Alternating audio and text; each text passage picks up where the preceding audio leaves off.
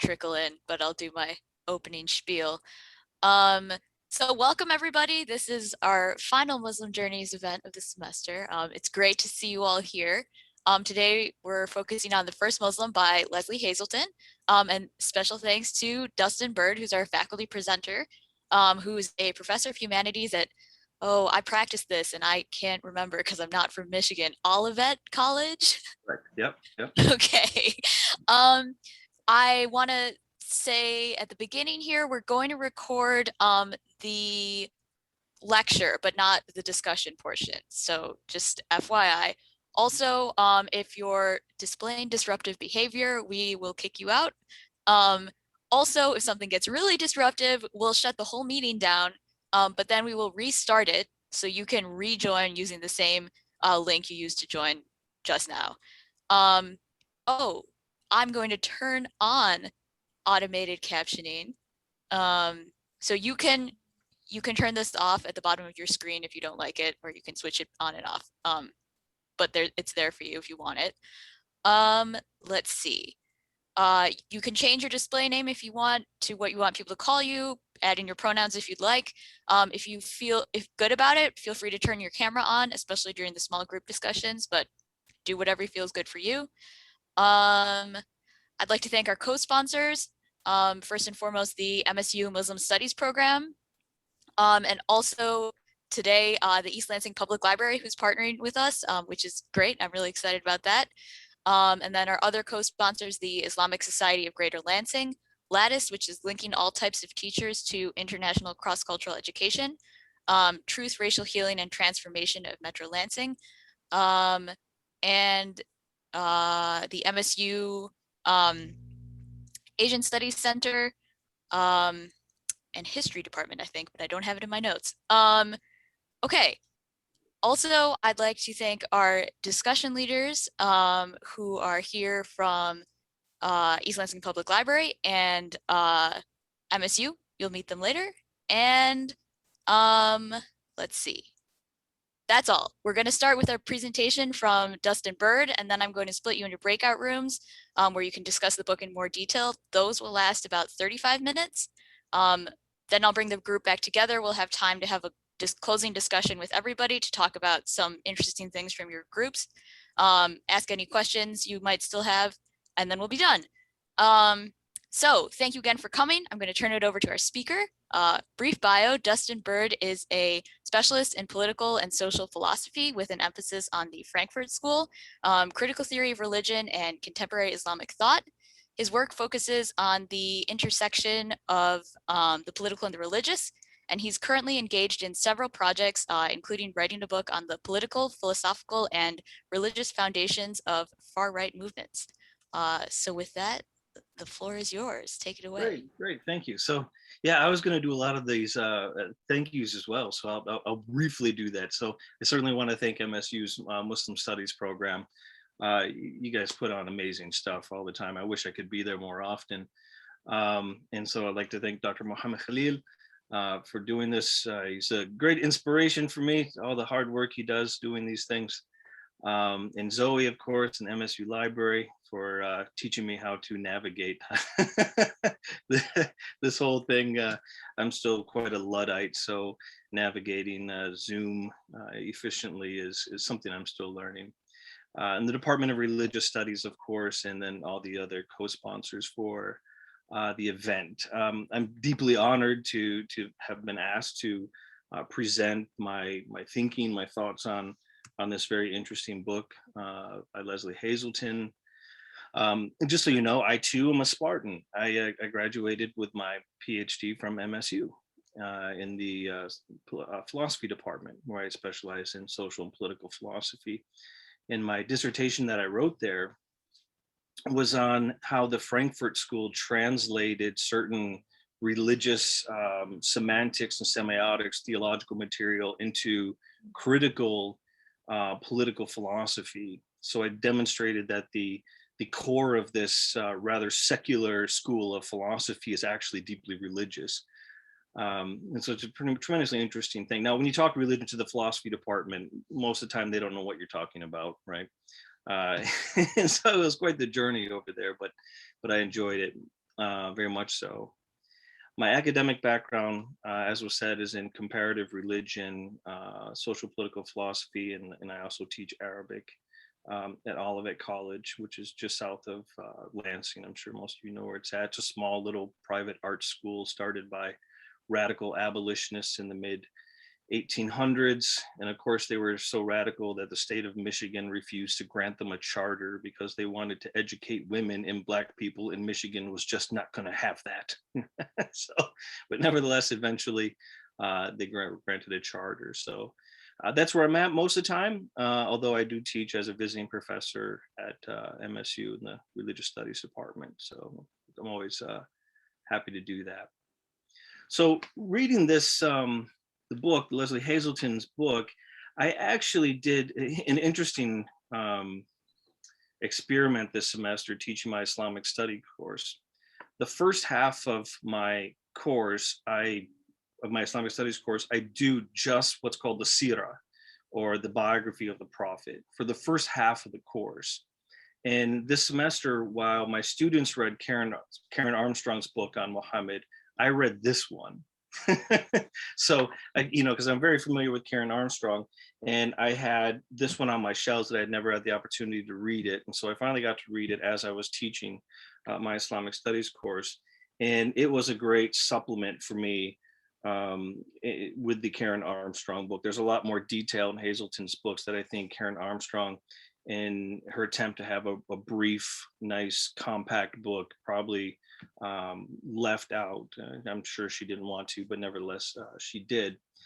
And so I found the book tremendously interesting and helpful to understanding the Sirah, or the biography of the Prophet, and also to understand the difficulties of modern people reading the biography of the Prophet. I mean, the Prophet in so many ways, Prophet Muhammad in so many ways was progressive for his time, and yet at the same time, when moderns, in the 21st century, read something, we obviously are going to have some kind of, visceral reaction to certain things that took place during the life of the Prophet, maybe even decisions that he made.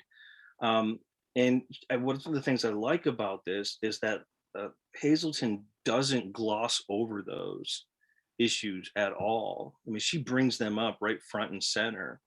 And so she seems to have a very honest outsider's approach, right, to the Prophet Muhammad, to the figure of the Prophet.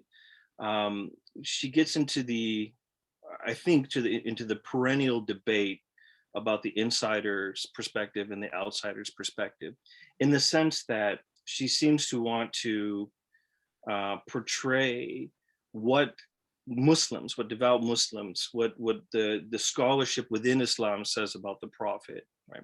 So the perspective from within the tradition. But then when something comes up and she turns her critical eye on it, she has no problem bringing in outside sources, outside methodologies to talk about certain issues, whether anti-Semitism was part of the biography of the Prophet, issues of war, and how war is conducted during the life of the Prophet, issues of slavery, issues of women's rights, right? Compared to Jahiliyyah, the age from which Muhammad came from, obviously Islam is very progressive. But when you compare it to the modern period, she has no problem looking back and saying, clearly, clearly this isn't something that we could possibly in any way, shape, or form accept now in the 21st century, despite the fact that it was very progressive in the 7th, 8th century, and despite the fact that the Islamic tradition, with its roots in the Sirah, in the biography of the Prophet, continued to, in many ways, push the progressivity, if you will, of the Islamic tradition as it developed over the course of 1400 years.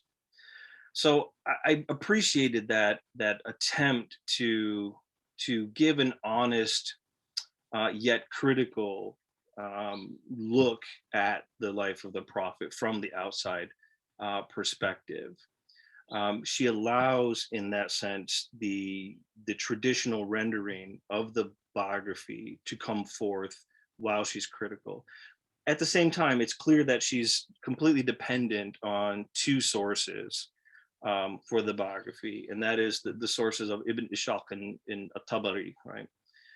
which every good biographer of Muhammad is going to be dependent on those two sources. Those are the earliest and most comprehensive sources for the prophet. And throughout the book, you see where she takes these two sources to task when she thinks they might be exaggerating something, or basically says, look, this isn't something that would have been the case. You know, there seems to be covering up for something.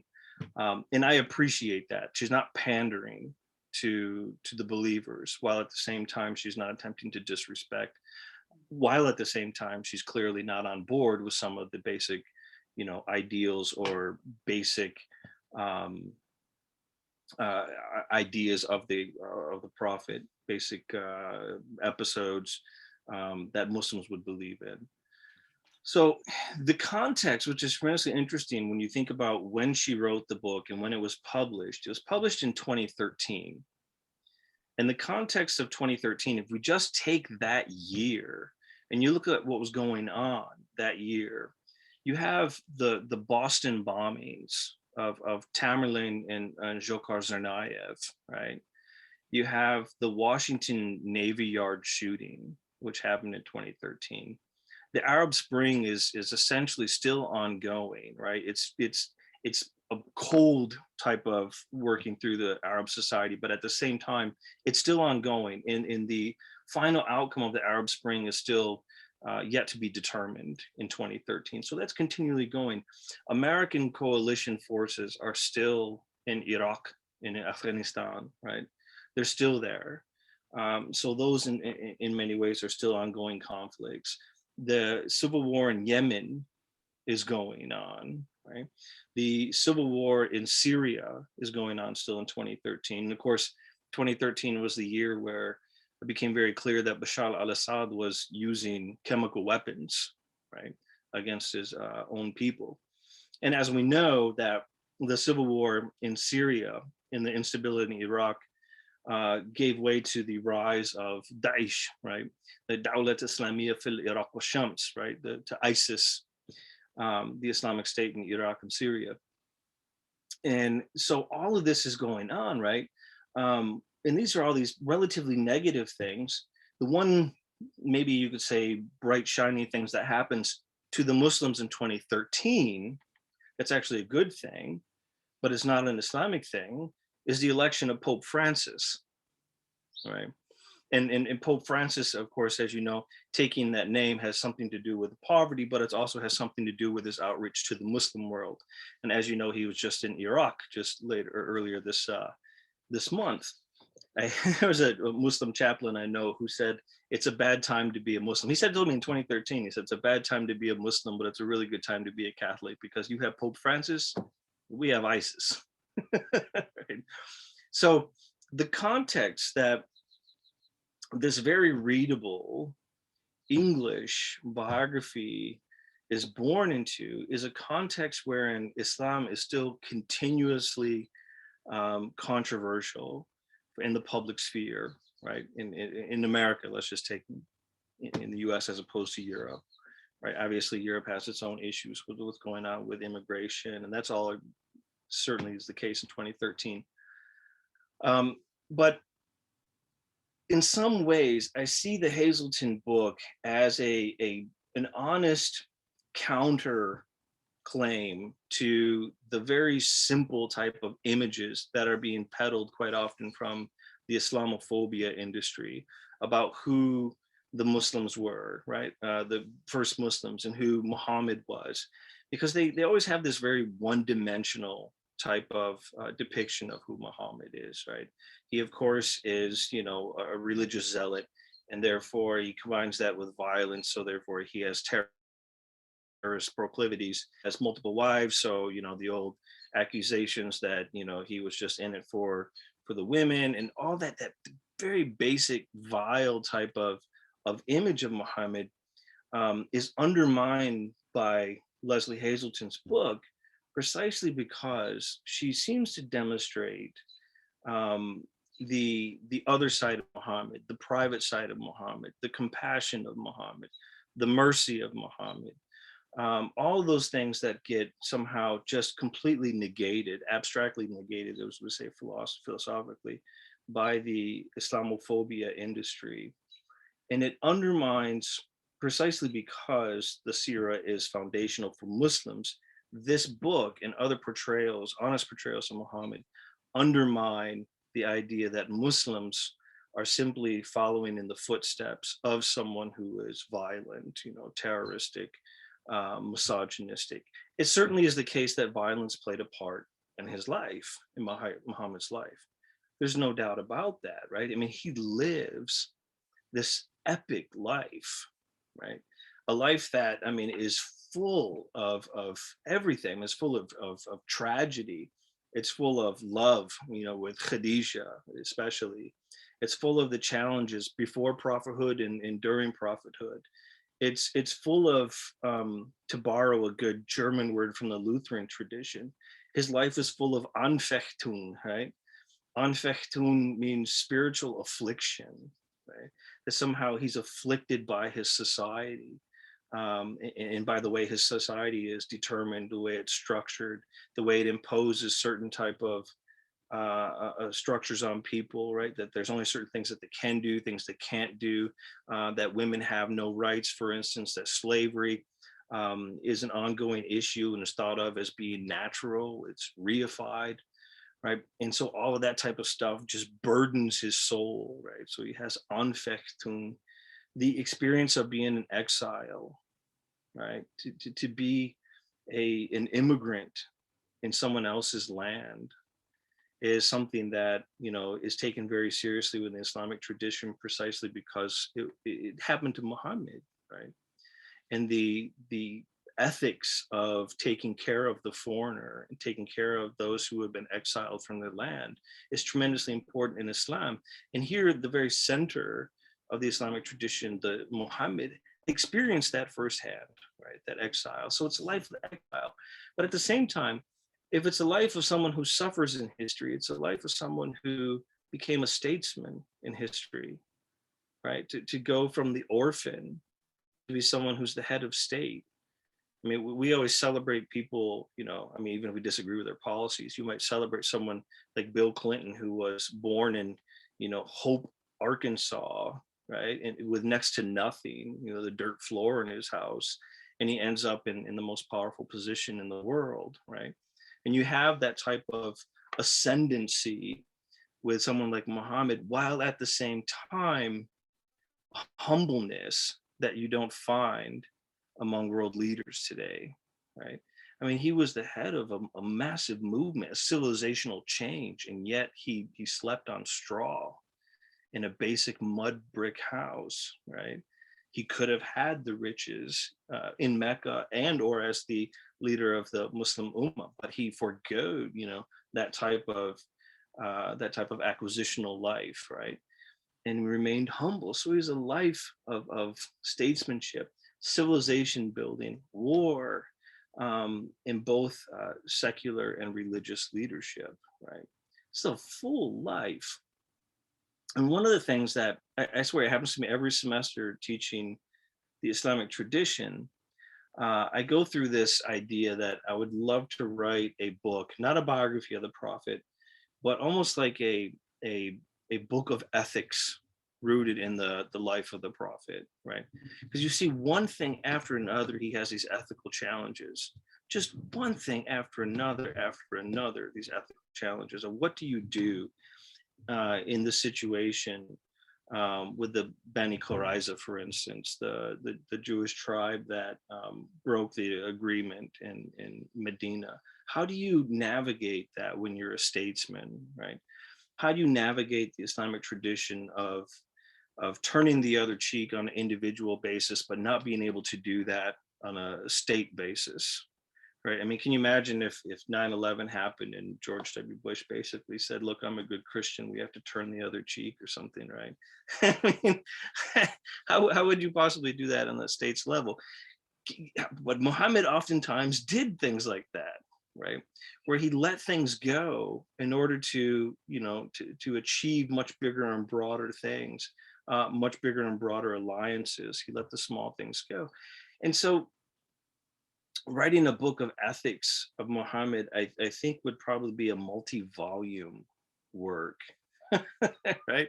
Especially when you bring ethical theory to his life. And that was one of the things that I found very helpful, again, about the Lesley Hazleton book, is that the ethical quandaries that come up in the Sirah, in the biography, she goes through them painfully, and when she would disagree with them, she would completely disagree, right? And she would tell you why she disagreed with them, and that's pretty honest, right? um, and so that type of book, I think that it would be very interesting. I mean, there's other books about Islamic ethics, but there's nothing that I know of. Maybe one of you guys know more about that, but that's a study that I would love to do, and I would certainly use Hazleton to help navigate that type of that book. Um, what I see outside of the book, just in the life of the prophet, is that he embodies what can be called, at least in what the Frankfurt School calls, a negative religion, right? And negative religion is not in the sense that it's a religion that's bad, right? That's not what we mean by negativity. But what we mean by negativity is the opposite of an affirmative religion.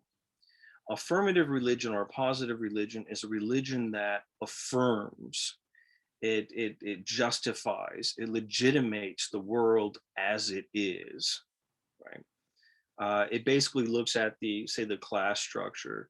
It looks at racial antagonisms. It looks at the society that might have exploitation in it, and basically says, look, this is a society that is reified. The structures are reified. The structures are made natural, and the religion is a way of justifying that, right? There's a basic critique of, say, Marx or something, right?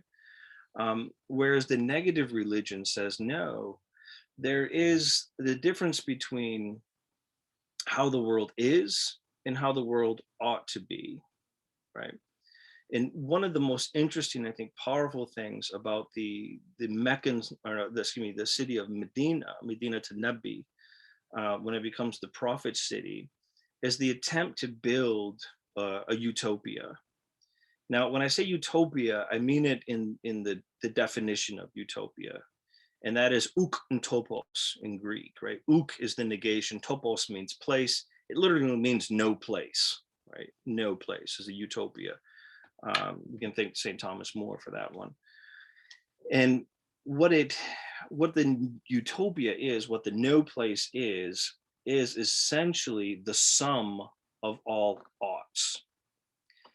The way society ought to be. If you can think of, just as an intellectual exercise, that the way things ought to be in all facets of society, that is the utopia, if we can dream that.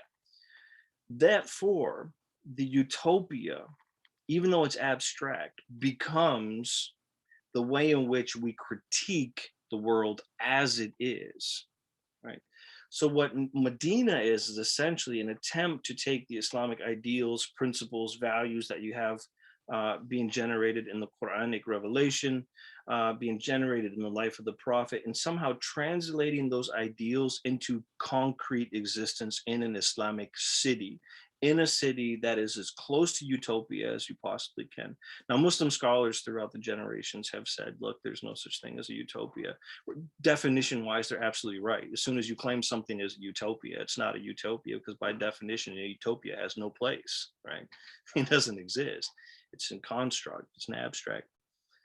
But you see that the power of the Islamic biography of the Prophet is that Medina becomes, while Muhammad is alive, becomes the archetype, if you will, of an Islamic utopia.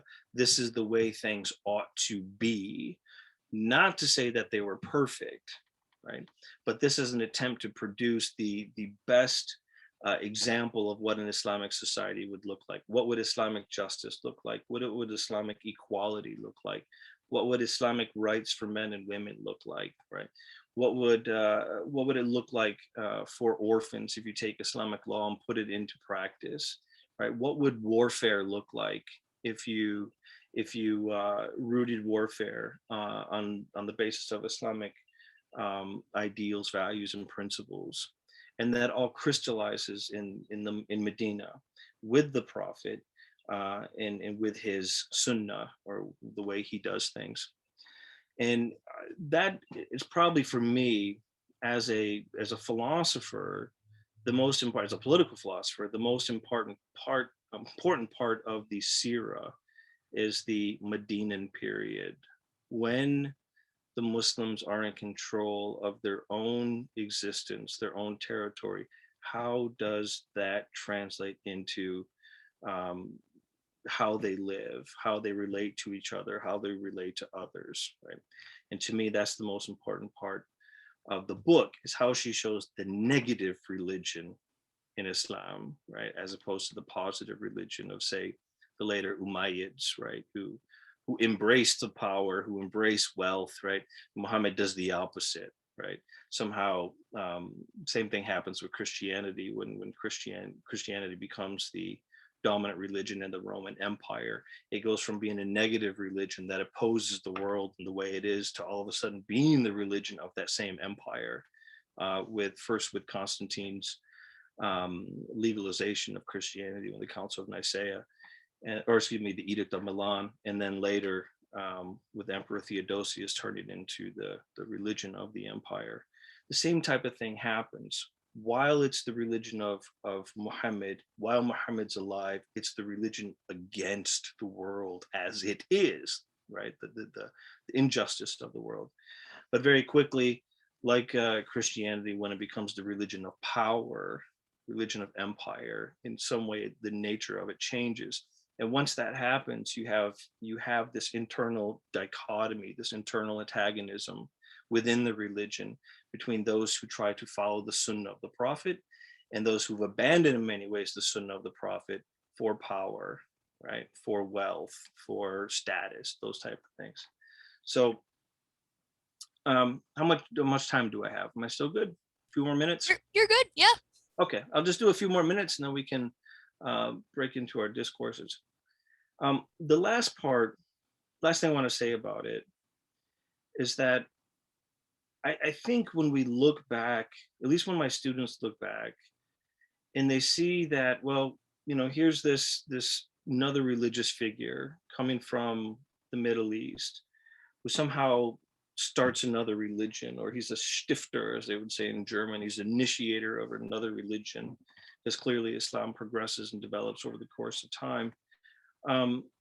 That somehow they miss the very important characteristic of Muhammad as being a civilization builder, right? He's not only a critic of society, he's not only a critic of say the Byzantine Empire and the Sassanid Empire, which were still around in the 7th and 8th century, but he's also a civilization builder.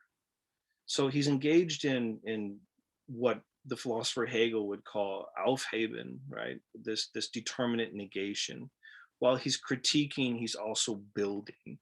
So it's not abstract negation where he's simply destroying, but in the place of something he's building, right? He's building another society, another civilization, another culture, and trying to build it not by completely destroying that which came before, but by incorporating that which came before when it can be incorporated, and then building on top of it. And we see that example not only in the biography, but that's precisely what happens in Islamic history, especially in the first generations, that they learn from the Romans, that they learn from the Greeks, that they learn from the Indians, right? Thank God we learned from the Indians, mathematics. Can you imagine doing trigonometry with Roman numerals? I mean, just we'd be a disaster, Absolutely no zero whatsoever.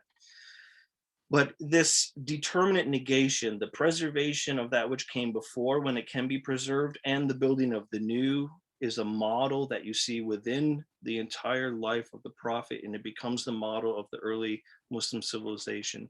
They build on top of what they can absorb from other civilizations, what they can preserve, what they can build upon, and they negate the parts that cannot be preserved. And so, again, my point here is that in the biography itself, that he becomes an archetype for civilization building, and he is the foundation in many ways through his sunnah, the way he did things. It became the foundation for a civilization that was, in many ways, built on the backs of all these other civilizations, and made it the great civilization that it was. It was a synthetic civilization, brought these things together, and that's precisely what he does in his biography. Okay, there's a few things to think about, right? A few ideas, and Awesome. Thank you. absolutely.